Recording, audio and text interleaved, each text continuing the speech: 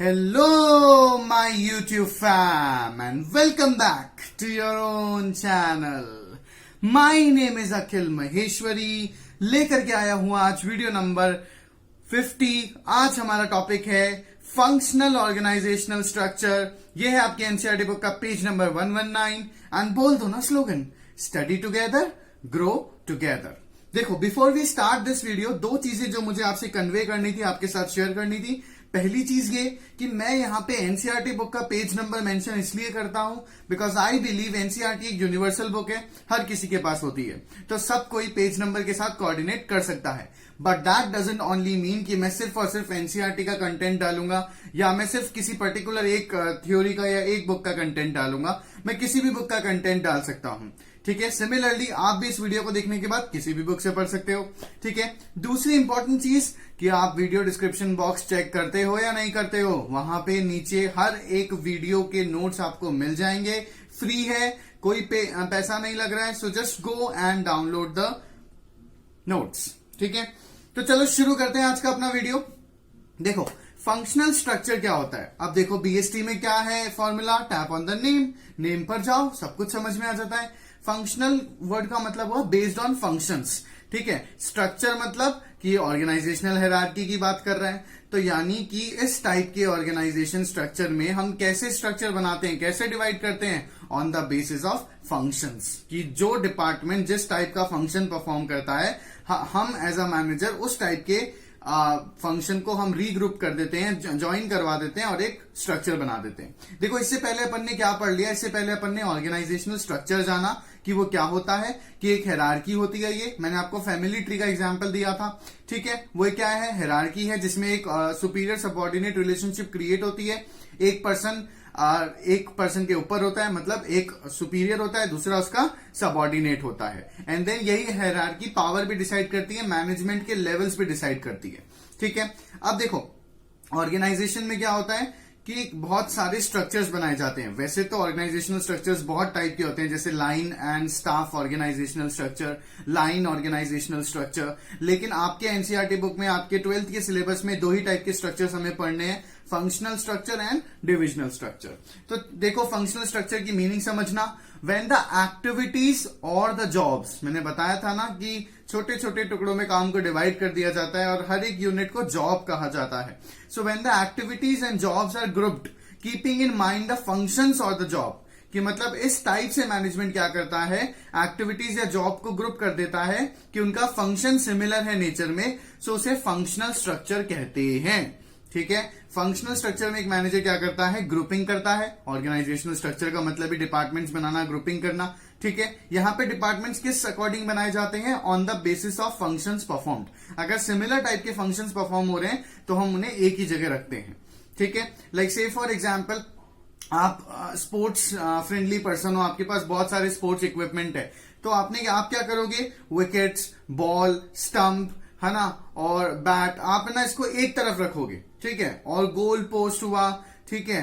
Then basically football हुई, है ना, तो आप इसे अलग अलग जगह रखोगे। क्यों? क्योंकि वो फुटबॉल खेलने के काम आता है, वो क्रिकेट खेलने के काम आता है। So on the basis of function, ठीक उसी तरीके से एक मैनेजर क्या करता है, ऑर्गेनाइजेशन में डिपार्टमेंट्स बनाता है, ठीक है। एक चीज ध्यान रखना, फंक्शनल स्ट्रक्चर सिर्फ उसी टाइप की ऑर्गेनाइजेशंस में बनता है जो सिर्फ एक टाइप का प्रोडक्ट ही डील कर रही हो, जो सिर्फ एक टाइप का प्रोडक्ट बनाती हो, वही ऑर्गेनाइजेशन फंक्शनल स्ट्रक्चर बनाती है। अगर आप एक से ज्यादा प्रोडक्ट्स बना रहे हो तो आप डिविजनल स्ट्रक्चर की तरफ जाओगे। सो देखो, यहाँ पे इसकी कैरेक्टरिस्टिक्स क्या है, all jobs related to production in production department, all jobs related to sales under sales department. तो मैंने आपको क्या बताया, यहाँ पे मैनेजर डिपार्टमेंट्स बनाता है, किस अकॉर्डिंग डिपार्टमेंट्स बनाता है, क्या क्राइटेरिया होता है उसका डिपार्टमेंट बनाने का। सिंपल उसका क्राइटेरिया होता है, जो डिपार्टमेंट जो फंक्शन सेम नेचर के होते हैं उन्हें एक पर्टिकुलर डिपार्टमेंट में रख दिया जाता है। जैसे जितने भी प्रोडक्शन रिलेटेड फंक्शंस होंगे, जैसे processing, quality control, repair and maintenance, ठीक है, ये सब प्रोडक्शन डिपार्टमेंट में डाल देगा वो। जितने भी सेल्स रिलेटेड फंक्शंस होंगे वो सब सेल्स डिपार्टमेंट में डाल देगा। जितने भी मार्केटिंग रिलेटेड फंक्शंस होंगे वो सब मार्केटिंग डिपार्टमेंट में डाल देगा। देन देखो, grouping is also done with in the department on the basis of specialised functions. तो एक बार जो डिपार्टमेंट्स बन गए उनके अंदर भी सब डिपार्टमेंट्स बनाए जाते हैं, ठीक है, जिन्हें डेरिवेटिव्स कहते हैं, या फिर आप और स्पेशलाइज फंक्शन के बेसिस पे बनाए जाते हैं। जैसे आपको अगर कुछ भी नहीं समझ में आ रहा है तो अब जो मैं आपको फिगर समझाने वाला हूं उस पर ध्यान देना, आपको सब कुछ समझ में आ जाएगा। ठीक है, देखो अब इस फिगर को ध्यान से देखना, समझना, आपको फंक्शनल स्ट्रक्चर पूरा बहुत इजीली अच्छे से समझ में आ जाएगा। देखो यहां पे क्या हुआ है, सबसे टॉप लेवल पे कौन है, board of director. Board of director क्या करता है सोचो, अब बोर्ड ऑफ डायरेक्टर सारी चीजें मैनेज कर रहा होता, प्रोडक्शन भी मैनेज कर रहा होता, मार्केटिंग भी मैनेज कर रहा होता, फाइनेंस भी मैनेज कर रहा होता, परचेज भी मैनेज कर रहा होता, तो उसके लिए कितना मुश्किल हो जाता। हमने पढ़ा है ना कि एक अकेला इंसान सब कुछ मैनेज नहीं कर सकता। So as a result board of director ने क्या किया, डेलीगेट कर दिया ये काम। किसको बांट दिया ये काम, मैनेजिंग डायरेक्टर को। ठीक है, अब मैनेजिंग डायरेक्टर को भी ये चीज पता है कि वो 4 या 5 डिपार्टमेंट्स एक साथ नहीं बना सकता, एक साथ मैनेज नहीं कर सकता। तो उसने क्या किया, उसने बेस्ड ऑन फंक्शंस कि जो जिस टाइप का फंक्शन परफॉर्म करता है उसको उस अकॉर्डिंग डिपार्टमेंट में डाल दिया। तो देखो यहाँ पे एक मैनेजिंग डायरेक्टर ने क्या किया है, 4 टाइप के डिपार्टमेंट्स बनाए हैं। बेसिकली यहाँ पे जो मैन्युफैक्चरिंग यूनिट है, सपोज करो एक ऑर्गेनाइजेशन है, वो कपड़ा बनाती है, वो क्लोथ्स बनाती है, तो उसने 4 टाइप के डिपार्टमेंट्स आपको मिल जाएंगे। पहला है प्रोडक्शन डिपार्टमेंट, जिसका हेड होगा प्रोडक्शन मैनेजर। ठीक है, प्रोडक्शन मैनेजर के अंदर देखो अब कौन कौन से लोग आ गए, वो लोग जो प्रोडक्शन से जुड़े हुए होंगे। लाइक प्रोसेसिंग मैनेजर हो गया, एक क्वालिटी कंट्रोल करने वाला हो गया, एक अगर मान लो कभी मशीन में ब्रेकडाउन हो जाए तो रिपेयर एंड मेंटेनेंस वाला हो गया। तो देखो तीनों जो है वो सेम टाइप के काम करते हैं। प्रोसेसिंग वाला भी प्रोडक्शन से ही जुड़ा हुआ है, ऑब्वियसली प्रोडक्शन को प्रोसेस करता है वो। क्वालिटी कंट्रोल वाला चेक करता है जो प्रोडक्शन हुआ है उसकी क्वालिटी कैसी है। एंड रिपेयर एंड मेंटेनेंस वाला क्या करता है कि कभी अगर मान लो सर्कमस्टेंशियल ऐसा हो गया कि मान लो कि मशीन में ब्रेकडाउन हो गया, तो फिर रिपेयर एंड मेंटेनेंस डिपार्टमेंट भी आपके पास है जो फटाफट मशीन को ठीक कर देता है ताकि टाइम वेस्ट नहीं हो, प्रोडक्शन रुके नहीं। तो इन तीनों का क्या काम है, बेसिकली इन तीनों का काम प्रोडक्शन से जुड़ा हुआ है, तो आपने इसे एक डिपार्टमेंट में डाल दिया, that is production department. Then आ जाओ सेकंड उसने बनाया मार्केटिंग डिपार्टमेंट, जिसका हेड उसने किसको बनाया, मार्केटिंग डिपार्टमेंट के एक मैनेजर को। सो बेसिकली मार्केटिंग मैनेजर मान लो। अब ये मार्केटिंग मैनेजर क्या है, इसके नीचे कौन कौन आ रहा है, पहला एडवर्टाइजिंग करने वाला, क्योंकि वो एडवर्टाइज करके प्रमोशन करता है। दूसरा सेल्स करने वाला, ठीक है, बेसिकली सेल्स प्रमोशन की बात हो रही है यहाँ पे। देन एक है आपका डिपार्टमेंट जो कस्टमर को सर्विस देता है, मतलब कस्टमर को कोई प्रॉब्लम होती है तो उनके ग्रीवियंसेस को सॉल्व करता है वो। और चौथा है रिसर्च एंड डेवलपमेंट वाला, R&D। ये रिसर्च करता है कि आगे मार्केट में डिमांड क्या है, लोग क्या चाहते हैं। जैसे बोरोप्लस ने सैनिटाइजर बनाया तो रिसर्च करके उनको ये पता चला कि लोग ये चाहते हैं, आने वाले टाइम में इस प्रोडक्ट की डिमांड होने वाली है। तो इन चारों के काम जो है, चाहे एडवर्टाइजिंग का हो, सेल्स का हो, कस्टमर सर्विस हो या रिसर्च हो, आप क्लोजली देखोगे तो इन चारों के काम एक जैसे ही हैं। ये चारों ही मार्केट को लेकर के काम करते हैं, मार्केटिंग करते हैं। तो देखो मैनेजिंग डायरेक्टर ने क्या किया, इन सबके नेचर पे, इन सबके काम के नेचर पे मार्केटिंग डिपार्टमेंट में डाल दिया। देन देखो एक डिपार्टमेंट बनाया गया फाइनेंस डिपार्टमेंट। फाइनेंस डिपार्टमेंट में क्या क्या है, कैपिटल स्ट्रक्चर, मतलब कि कितना कैपिटल कहां लगेगा वो, और दूसरा फाइनेंशियल प्लानिंग करने वाला कि से फॉर एग्जांपल ये टाइप का आदमी क्या काम करता है, financial planner.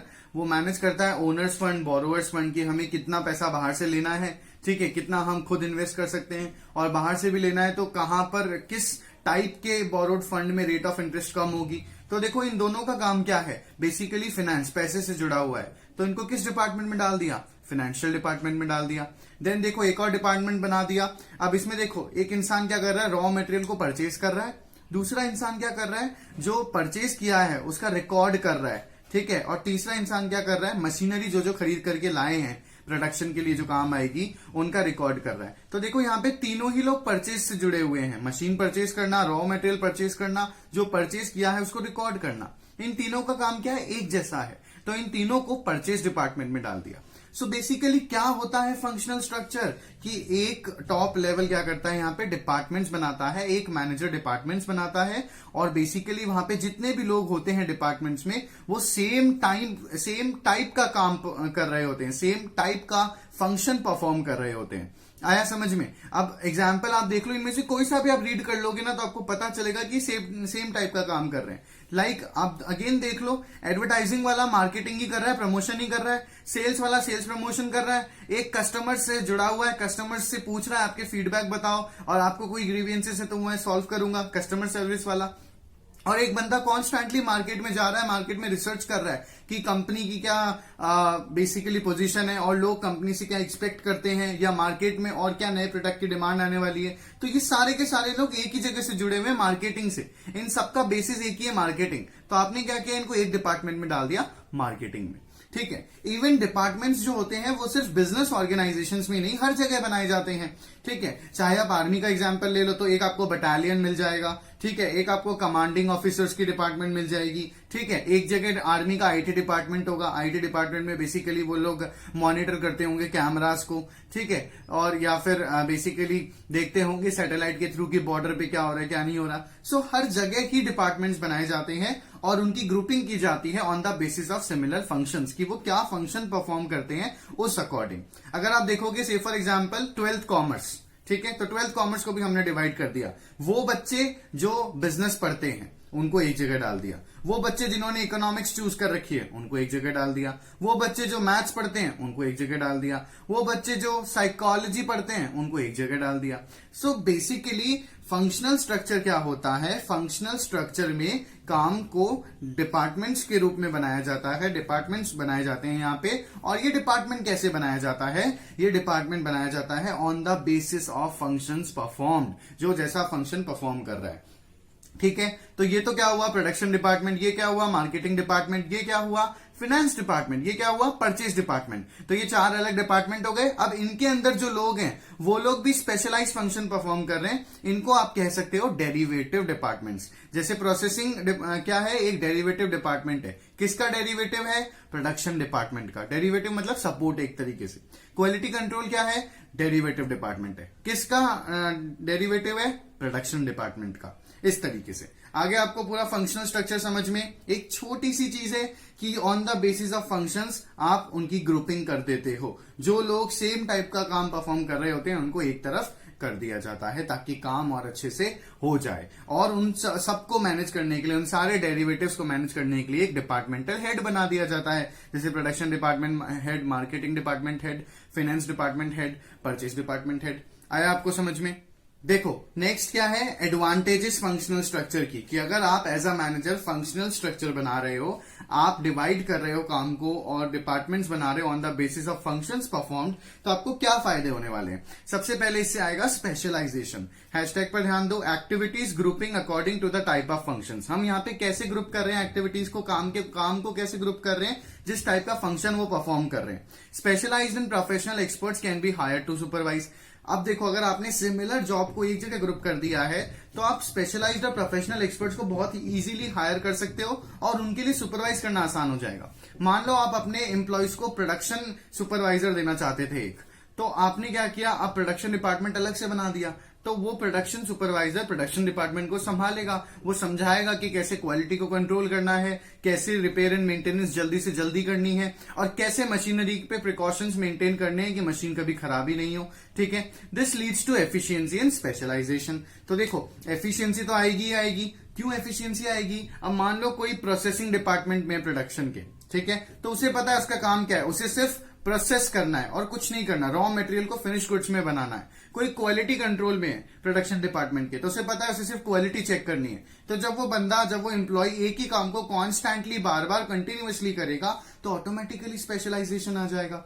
Then easy supervision, निगरानी रखना भी बहुत आसान हो जाता है। कैसे, the supervisor becomes familiar with the task perform. अब मान लो प्रोडक्शन डिपार्टमेंट है, उसे मतलब ही नहीं है मार्केटिंग डिपार्टमेंट से, उसे चेक ही नहीं करना एडवर्टाइजिंग हो रही है नहीं हो रही, या उसे मतलब ही नहीं है परचेज डिपार्टमेंट से रॉ मटेरियल परचेज हो रहा है या नहीं हो रहा। उसे सिर्फ इतना पता है कि उसे प्रोडक्शन डिपार्टमेंट संभालना है और उसे पता है कि कितने लोगों को उसे संभालना है जो उसके अंडर है, लिमिटेड लोग हैं। ठीक है, जैसे मान लो कोई प्रोडक्शन मैनेजर है तो उसे पता है कि उसे क्या करना है, डेली जाकर के उसे देखना है कि प्रोसेसिंग अच्छे से हो रही है या नहीं हो रही है, क्वालिटी अच्छे से मेंटेन हो रही है या नहीं हो रही है। ठीक है, क्वालिटी को चेक किया जा रहा है या नहीं किया जा रहा, एंड मशीनरी ब्रेकडाउन अगर हो भी जाती है तो क्या रीजंस रहते हैं और एम्प्लॉयज को समझाना है कि दोबारा ऐसे नहीं करना है कि मशीन्स जिससे ब्रेकडाउन हो जाए। ठीक है, सो आया आपको समझ में। सो सुपरविजन बहुत इजी हो जाता है and as a result guidance भी बहुत इजी हो जाती है। जैसे मैंने बताया कि अगर मान लो कोई प्रोडक्शन मैनेजर है और विद इन वो काम कर रहा है और वो देखता है कि मशीन ब्रेकडाउन हो जाती है, तो वो बहुत easily repair and maintenance department को कांटेक्ट करेगा और उनसे वजह भी जान लेगा कि भाई मशीन क्यों ब्रेक डाउन हुई, क्यों खराब हुई, क्या किया था एम्प्लॉयज ने, और फिर वो एम्प्लॉयज को समझा भी सकता है। सो सुपरविजन बहुत ईजी हो जाता है। इट्स वेरी इजी ना, लाइक से फॉर एग्जाम्पल एक क्लास चल रही है, अब क्लास में ना 60-70 बच्चे बैठे हैं, तो उनको एक टीचर को संभालना आमूमन बहुत मुश्किल हो जाएगा नॉर्मली, ठीक है। वहीं अगर आपने सेक्शंस कर दिए 70 की जगह 20-20 या 15-15 के सेक्शंस कर दिए, तो कितनी इजीली क्लास का एनवायरमेंट मैनेज हो जाएगा, ठीक है। Then easy coordination. देखो ये भले चाहे डिपार्टमेंट्स आपने अलग अलग बना रखे हो, पर ये सारे डिपार्टमेंट्स ना एक दूसरे से इंटरडिपेंडेंट है, ठीक है। अब इंटरडिपेंडेंट होते हैं तो इनके बीच में कोऑर्डिनेशन आता है। कैसे समझना, प्रोडक्शन डिपार्टमेंट जो प्रोड्यूस करेगा, काम क्या है प्रोडक्शन डिपार्टमेंट का, प्रोड्यूस करना, राइट। लेकिन प्रोडक्शन किससे होगा, जब रॉ मटेरियल आएगा। रॉ मटेरियल कौन सा डिपार्टमेंट ला रहा है, फिगर को देखोगे तो रॉ मटेरियल आता है परचेज डिपार्टमेंट। तो जब तक परचेज डिपार्टमेंट रॉ मटेरियल नहीं लाता है तब तक प्रोडक्शन डिपार्टमेंट प्रोड्यूस नहीं कर सकता। और रॉ मटेरियल परचेज डिपार्टमेंट कब लाएगा, जब उसे पैसा दिया जाएगा। उसे पैसा कौन देगा, उसे पैसा फाइनेंस डिपार्टमेंट देगा। तो देखो ये सब एक दूसरे से कैसे जुड़े हुए हैं कि फाइनेंस डिपार्टमेंट पैसा देगा तो परचेज डिपार्टमेंट रॉ मटेरियल लाएगा, रॉ मटेरियल जब आया तो प्रोडक्शन डिपार्टमेंट प्रोड्यूस करेगा, ठीक है। सो यहाँ पे क्या है, डिपार्टमेंट्स भले चाहे आपने on the basis of functions अलग अलग कर दिए, लेकिन वो सारे डिपार्टमेंट्स एक दूसरे से इंटरडिपेंडेंट है, इंटर रिलेटेड है। तो इनकी इंटरडिपेंडेंसी क्या होती है, कोऑर्डिनेशन लेकर के आती है, ठीक है। कि फाइनेंस डिपार्टमेंट पैसा ढूंढता है ना, एंड देन परचेज डिपार्टमेंट को दे देता है, purchase department raw material purchase करता है और वो रॉ मटेरियल प्रोडक्शन डिपार्टमेंट को दे देता है, उससे प्रोडक्शन हो जाता है। देन बात की जाए फोर्थ फंक्शन की, तो managerial efficiency. Obviously managers perform same type of function repeatedly brings specialisation. अब जैसे कोई मार्केटिंग मैनेजर है तो उसे पता है कि उसे सिर्फ एक ही टाइप का फंक्शन परफॉर्म करना है, उसे चेक करना है एडवर्टाइजमेंट हम कैसे करेंगे, है ना, सेल्स प्रमोशन के लिए क्या क्या स्कीम्स लानी है, और कस्टमर्स को कैसे उनके ग्रीवेंसेस सॉल्व करने हैं, ठीक है, या फिर कैसे रिसर्च एंड डेवलपमेंट करना है, कौन कौन से एरिया में जाकर के रिसर्च करना है, ठीक है। तो बेसिकली उसे सिर्फ मार्केटिंग डिपार्टमेंट की चिंता है, उसे और किसी डिपार्टमेंट की चिंता नहीं है। उसे इस चीज की चिंता नहीं करनी कि प्रोडक्शन हैम्पर हो गया रिपेयर एंड मेंटेनेंस के चक्कर में, मतलब मशीन ब्रेकडाउन हो गई तो, या उसे इस चीज की चिंता नहीं करनी कि पैसा कहां से आएगा, उसे सिर्फ अपने डिपार्टमेंट की चिंता करनी है। सो बेसिकली जब एक मैनेजर एक ही डिपार्टमेंट को संभाल रहा होता है, कॉन्स्टेंटली एक ही टाइप के डिपार्टमेंट को संभाल रहा होता है, तो एम्प्लॉइज के साथ तो सुपरविजन, एम्प्लॉइज के साथ तो एफिशिएंसी आती है, वो सेम टाइप का काम कर रहे होते हैं। मैनेजर भी तो सेम टाइप का काम कर रहा होता है। मार्केटिंग मैनेजर सिर्फ और सिर्फ मार्केटिंग की एक्टिविटीज देख रहा है, फाइनेंस मैनेजर सिर्फ और सिर्फ फाइनेंस की एक्टिविटीज देख रहा है, तो उनका बर्डन भी कम हो गया और उनका काम भी आसान हो गया, क्योंकि डेली एक ही काम करना है उन्हें। एज अ रिजल्ट क्या हो रहा है, एफिशिएंसी इंक्रीज होती है, ठीक है। देन नेक्स्ट आता है इफेक्टिव ट्रेनिंग। देखो ट्रेनिंग जो होती है एम्प्लॉयज की बहुत इजी हो जाती है, क्योंकि आपको उन्हें लिमिटेड ट्रेनिंग ही देनी होती है। लाइक से फॉर एग्जांपल किसी बंदे को आपको प्रोडक्शन डिपार्टमेंट में रखना है, ठीक है, तो उसे सिर्फ आपको प्रोडक्शन की ट्रेनिंग देनी है, उसे फिर इस चीज की ट्रेनिंग नहीं देनी कि कस्टमर से कैसे बात करनी है, या बोरोड फंड में हमें चेक करना पड़ेगा कि कहां से हमारा पैसा, हमें इंटरेस्ट कम देना पड़ेगा। उसे ये सब देखने की जरूरत ही नहीं है, उसे इन चीजों की ट्रेनिंग की जरूरत ही नहीं है, क्योंकि आप उसे सिर्फ प्रोडक्शन डिपार्टमेंट में डालने वाले हो, तो वो सिर्फ प्रोडक्शन डिपार्टमेंट की ट्रेनिंग लेगा। तो एज अ रिजल्ट एम्प्लॉयज की ट्रेनिंग भी बहुत इजी हो जाती है। आया आपको समझ में। देन बात की जाए डिसएडवांटेजेस फंक्शनल स्ट्रक्चर की, फंक्शनल स्ट्रक्चर की क्या क्या डिसएडवांटेजेस हैं। सो सबसे पहले fail to see the prospect of whole organisation, कि कभी कभार क्या होता है कि जो डिपार्टमेंट्स होते हैं वो अपने डिपार्टमेंट में स्पेशलाइज हो जाते हैं, ठीक है, तो उन्हें पूरे डिपार्टमेंट से मतलब ही नहीं होता। लाइक प्रोडक्शन मैनेजर क्या चाहता है कि बस मेरा डिपार्टमेंट बहुत अच्छा हो जाए, ठीक है, मैं अच्छे से अच्छा प्रोडक्शन होता रहे, भले चाहे फाइनेंस डिपार्टमेंट के पास पैसा ही नहीं है, रॉ मटेरियल लाने के लिए परचेज डिपार्टमेंट के पास रॉ मटेरियल नहीं है, ठीक है, लेकिन प्रोडक्शन डिपार्टमेंट को अपने डिपार्टमेंट से ही मतलब है सिर्फ, ठीक है, तो वो पूरे ऑर्गेनाइजेशन का जो गोल है उसको भूल जाते हैं और अपने डिपार्टमेंट के गोल की तरफ लग जाते हैं। Then coordination decreases and results in delay in decisions. तो देखो कभी कभार जब डिपार्टमेंट्स बहुत ज्यादा बड़े हो जाते हैं ना, ठीक है, तो कोऑर्डिनेशन उनके बीच में डिक्रीज हो जाता है और डिले हो जाता है डिसीजन में। लाइक से फॉर एग्जांपल ये लोग सब इंटर रिलेटेड है सारे डिपार्टमेंट्स एक दूसरे से, ठीक है। अब मान लो कि अगर फाइनेंस डिपार्टमेंट लेट हो जाए फाइनेंस ढूंढने में, या रॉ मटेरियल डिपार्टमेंट लेट हो जाए रॉ मटेरियल लाने में, तो प्रोडक्शन डिपार्टमेंट क्या करेगा, बहुत स्लोली प्रोड्यूस करेगा। Then departmental heads think department as their functional empire. So क्या होता है, departmental head start thinking their department as their functional empire. उनको क्या लगता है कि बस जो भी है प्रोडक्शन में, जो भी हो रहा है इस कंपनी में, इस ऑर्गेनाइजेशन में, वो मेरा है सिर्फ, फंक्शनल प्रोडक्शन डिपार्टमेंट मेरा है और उसे मुझे संभालना है, मुझे बाकी डिपार्टमेंट से मतलब ही नहीं है। सो क्या होता है, उन्हें लगता है कि वो जिस डिपार्टमेंट के हेड है उन्हें लगता है कि बस वो डिपार्टमेंट उनका है, उनको और बाकी चीजों से मतलब ही नहीं है। ठीक है, फॉर एग्जाम्पल डिपार्टमेंट्स, अगर पब्लिक सेक्टर की बात करूं तो रेलवे मिनिस्टर क्या सोचता है कि बस रेलवेज अच्छे से चलनी चाहिए, भले चाहे बॉर्डर पे युद्ध हो रहा हो, उसे उस चीज से मतलब ही नहीं है। उसे मतलब क्या है कि रेलवेज अपना काम अच्छे से परफॉर्म करनी चाहिए। सिमिलरली आर्मी का जो डिपार्टमेंट होता है, जो हमारा डिफेंस मिनिस्टर होता है, उसे लगता है कि बस डिफेंस अच्छे से संभालनी चाहिए, सारा पैसा डिफेंस को दे दो, सारे आर्म्स एंड एम्यूनिशन डिफेंस संभाल लेगा। ठीक है, भले चाहे कंट्री में पैसे की कमी हो, पर डिफेंस के पास सारा आर्म्स एंड एम्यूनिशन होना चाहिए, सारे हथियार होने चाहिए। सो बेसिकली क्या होता है कि जो डिपार्टमेंटल हेड्स होते हैं वो उन्हें लगता है कि उनका फंक्शन ही बहुत इंपॉर्टेंट है, बाकी पूरे ऑर्गेनाइजेशन में कुछ इंपॉर्टेंट नहीं। देखो, बात की जाए फोर्थ इसके लिमिटेशन की, तो difficult to make any one department accountable, all the departments are inter related. मान लो कभी कोई गलती हो जाए तो बहुत डिफिकल्ट हो जाता है किसी एक को पॉइंट आउट करना। मान लो प्रोडक्शन में गलती हो गई, इन द सेंस मान लो प्रोडक्शन बहुत लेट हुआ, ठीक है, तो ये बहुत डिफिकल्ट हो जाएगा कि गलती किसकी थी।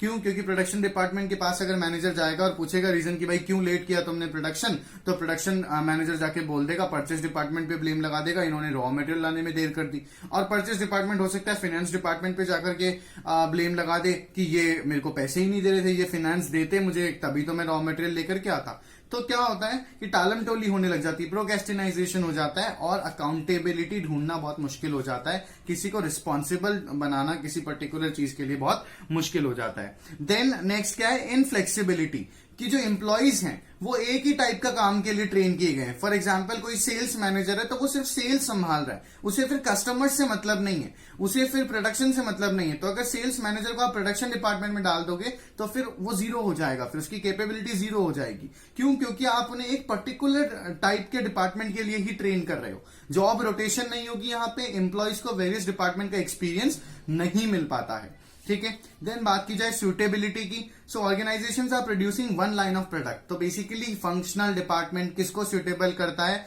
उन टाइप की ऑर्गेनाइजेशंस को जो सिर्फ एक ही प्रोडक्ट बनाती है, दूसरा प्रोडक्ट नहीं बना रही है। ठीक है, then high degree of functional specialisation with diversified activities, जिनको भाई फंक्शनल स्पेशलाइजेशन चाहिए, पर्टिकुलर फंक्शंस में बहुत अच्छा होना है, उस टाइप की ऑर्गेनाइजेशंस को। और लार्जली जो सिर्फ एक टाइप का प्रोडक्ट ही बना रही हो, उनके लिए फंक्शनल स्ट्रक्चर बहुत ज्यादा सूटेबल है।